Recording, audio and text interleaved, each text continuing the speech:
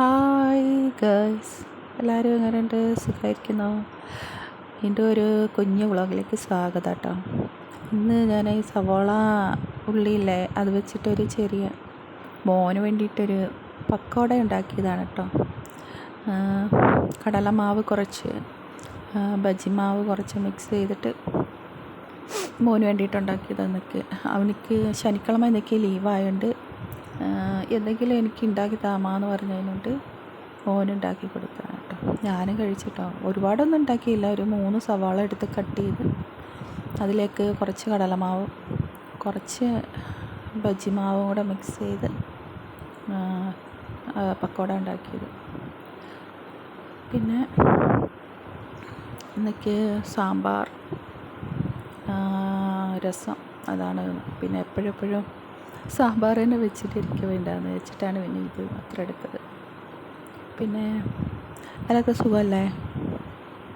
പിന്നെ ഞങ്ങളുടെ ചാനൽ കണ്ട് ഇഷ്ടപ്പെട്ട് ലൈക്ക്, ഷെയർ, കമൻറ്റ് ചെയ്യാൻ മറക്കല്ലേ. സബ്സ്ക്രൈബ് ചെയ്യാൻ ഒട്ടും മറക്കരുത് കേട്ടോ.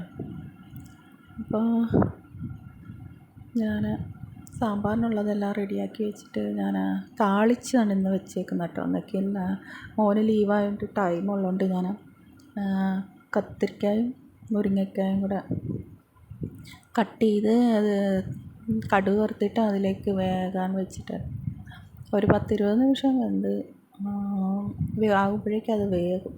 ഇളം മുരിങ്ങക്കായാണ് ഇവിടെ കിട്ടുന്നതുകൊണ്ട് അതുകൊണ്ട് വേഗം അധികമില്ല. പിന്നെ ഇന്നേക്ക് സാരി ഉടുത്താലോ എന്നൊരു തോട്ട്സ്. ഞാനങ്ങനെ സാരി ഉടുക്കാറില്ല കേട്ടോ. കാരണം എന്ന് വെച്ച് കഴിഞ്ഞാൽ എനിക്ക് നല്ലപോലെ സാരി ഉടുക്കാൻ അറിയില്ല. ഉടുത്ത് കൊടുക്കാൻ നല്ലപോലെ അറിയും, പക്ഷെ ഉടുക്കാൻ നല്ല അറിയില്ല. അതുകൊണ്ട് ഇന്ന് നമുക്കൊരു എക്സ്പീരിയൻസ് ആവുമല്ലോ എന്ന് വിചാരിച്ചിട്ട്. പിന്നെ വെളിയിലെങ്ങും പോകുന്നില്ലല്ലോ, വീട്ടിനുള്ളിലല്ലേ എന്ന് പറഞ്ഞിട്ട് സാരി ഉടുക്കും. എൻ്റെ മോന് ഭയങ്കര ഇഷ്ടമാണ് കേട്ടോ സാരി ഉടുക്കുന്നത്. അമ്മ സാരി ഉടുക്കുമ്പോഴത്തേക്ക് ഓടി വരിക, വന്നിട്ട് അമ്മ നീ ഇന്നേക്ക് നല്ല ഫ്രഷ് ആയിരിക്കുക എന്ന് ചൊല്ലി ഒന്ന് പറയും. പിന്നെ എൻ്റെ സാരിത്തുമ്പേന്ന് മാറത്തേ ഇല്ല. പിന്നെ അങ്ങനെ മോനൊരു സന്തോഷമായിട്ടെന്ന് വിചാരിച്ചിട്ട്. പിന്നെ നമുക്ക് ഉടുത്ത് ശീലിക്കാമല്ലോ. പിന്നെ ഇത് നീലക്കുട്ടിയാണ് കേട്ടോ.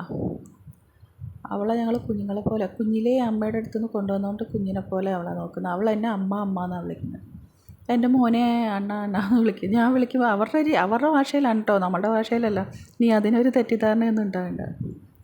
മേ നേ നേ എന്ന് പറഞ്ഞിട്ട് വരും. ഞാൻ എൻ്റെ മോനെ വിളിക്കുന്ന സമയത്ത് ഓടി വരും ആൾ.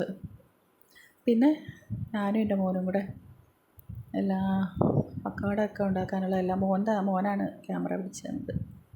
ഇന്ന് എന്താണെന്ന് അറിയത്തില്ല, നല്ല ബുദ്ധിയായുണ്ട് തക്കുടു ഒന്ന് പിടിച്ചു തന്നു കേട്ടോ. പിന്നെ പക്കോട ഉണ്ടാക്കാൻ നേരത്തൊക്കെ ഒരാളുടെ ഹെൽപ്പ്. പിന്നെ നൈറ്റായിട്ടോ ഞാനിന്ന് പിന്നെ ഉരുളക്കിഴങ്ങ് കറി ഉണ്ടാക്കിയിട്ട് ദോശ ഉണ്ടാക്കാമെന്ന് വെച്ചു.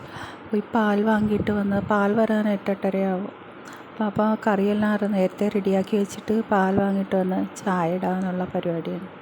പിന്നെ ഇന്ന് കടയിൽ നിന്ന് മാവ് വാങ്ങിയിട്ട് വന്ന് കുറേ വെജിറ്റബിളൊക്കെ എല്ലാം വാങ്ങിയിട്ട് വന്നിട്ട് പിന്നെ കറി ഉണ്ടാക്കാനുള്ള പരിപാടിയിലേക്കാണ് കേട്ടോ. ഞാൻ ഉരുളക്കിഴങ്ങ് സവാളയൊക്കെ കട്ട് ചെയ്തിട്ട് അതിലേക്ക് മസാല ഇട്ട്, മഞ്ഞൾപ്പൊടി മസാല കുറച്ചിട്ടിട്ട് വേവിച്ച് അത് ഉടച്ച് വെച്ച് പാൽ വാങ്ങിയിട്ട് വന്ന് ചായ ഇടാനുള്ള വർക്കത്തിൽ. രാത്രി 8:30 ആവും, 8:45-9 മണിയാവും ചായ കുടിക്കുന്ന സമയമ്പോഴത്തേക്ക്. ഒരു 4 മണിയൊക്കെ ആകുമ്പോഴത്തേക്ക് ചായ കുടിക്കാനുള്ള ആ ഒരു ത്വര ഉണ്ടാവൂലേ. പക്ഷേ ഇവിടെ ആൾക്കാരാണ്, ഒരാളെ തന്നെ ഉള്ളൂ. ഇപ്പോൾ നിറയെ പേരില്ലാത്തതുകൊണ്ടാണ് അവിടെ എല്ലാം ഓടിയിട്ട് വരണം. അതുകൊണ്ട് 8:30-9 മണി 10 മണിക്ക് വരയ്ക്കും പാൽ വാങ്ങാൻ കാത്തിരിക്കുന്നവരുണ്ട്.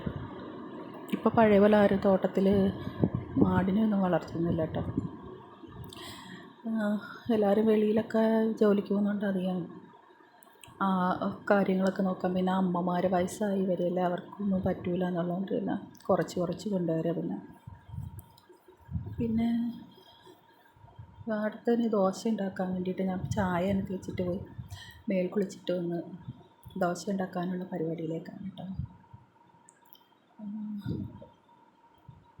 മാവ് കടയിൽ നിന്ന് വാങ്ങിയതാണ്. ഇവിടെ പച്ചരി കിട്ടിയില്ല റേഷൻ കടയിൽ നിന്ന്. 2 മാസമായിട്ട് പച്ചരി വരുന്നില്ലെന്ന് പറഞ്ഞുകൊണ്ട് പിന്നെ പൊന്നിയരിയും പച്ചരിയും കൂടെ മിക്സ് ചെയ്തിട്ടാണ് ഞാൻ ആ ദോശയ്ക്കുള്ള ഇഡ്ഡലിക്കൊക്കെ ഉള്ള മാവ് റെഡിയാക്കുന്നത്. എന്നിട്ട് പച്ചരി ഇല്ലാത്തതുകൊണ്ട് ആ പച്ചരിയും കൂടെ ഇടുമ്പോൾ ഒരു സോഫ്റ്റ്നെസ് ഉണ്ടാകും.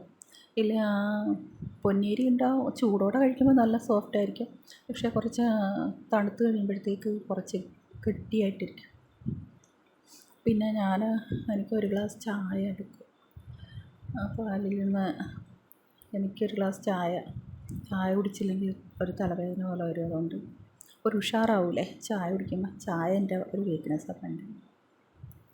പിന്നെ കട്ടൻ ചായ എന്ന് പറഞ്ഞാൽ എനിക്കിഷ്ടമാണ്. പക്ഷേ അതിനകത്ത് ടീ തൂൾ കുറച്ചിട്ടിട്ട് പിന്നെ ഏലക്കയൊക്കെ പൊടിച്ചിട്ട് അങ്ങനെയുള്ളതാണെങ്കിൽ മാത്രമേ അത് മധുരവും അധികമാകാൻ പാടില്ല. അങ്ങനെയൊക്കെയുള്ള ചെറിയ ശീലങ്ങളൊക്കെ ഉണ്ട്.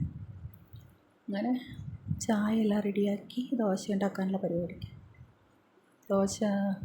ദോശക്കല്ലിൽ ഒഴിച്ചിട്ടെല്ലാം റെഡിയാക്കി വെച്ചിട്ട് പിന്നെ മോൻ അവരുടെ അച്ഛമ്മയുടെ വീട്ടിലോട്ട് പോയിട്ട് ഞാൻ തനിയെ ഉണ്ടാക്കി. കുറച്ച് ഞാൻ ആദ്യം ഉണ്ടാക്കി ഞാൻ തനിയെ കഴിച്ചു. അവർ വരാൻ ലേറ്റായി. പിന്നെ അവർ വന്നു കഴിഞ്ഞ് ഉണ്ടാക്കാമെന്ന് പറഞ്ഞിട്ട് എനിക്ക് ആവശ്യത്തിനുള്ളത് മാത്രം ഉണ്ടാക്കി കഴിച്ചു. പിന്നെ അവർ വന്നപ്പോൾ അവർക്കുണ്ടാക്കി കൊടുത്തു. പിന്നെ എൻ്റെ ഈ ചാനൽ സബ്സ്ക്രൈബ് ചെയ്യാത്തവർ സബ്സ്ക്രൈബ് ചെയ്യണേ പ്ലീസ്. ദയവ് സെഞ്ച് സബ്സ്ക്രൈബ് ചെയ്യുക. പിന്നെ ലൈക്ക്, ഷെയർ, കമൻറ്റ് ചെയ്യാൻ മറക്കല്ലേ. അത്രയേ ഉള്ളൂ ഇന്നത്തെ കുഞ്ഞു വിശേഷം. എല്ലാവർക്കും നന്മയുണ്ടാകട്ടെ എന്ന് ഭഗവാനോട് പ്രാർത്ഥിക്കും. Thank you.